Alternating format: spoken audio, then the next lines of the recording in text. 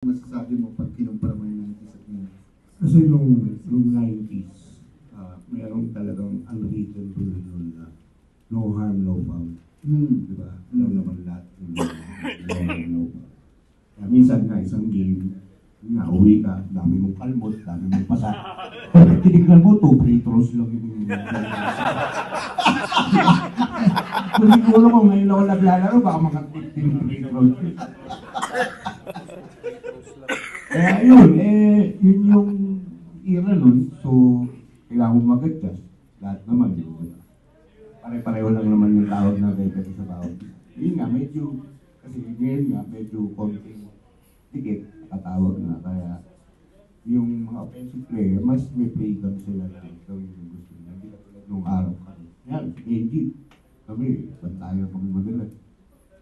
So, mas yun nga, yung physicality yung 90s talagang matindi.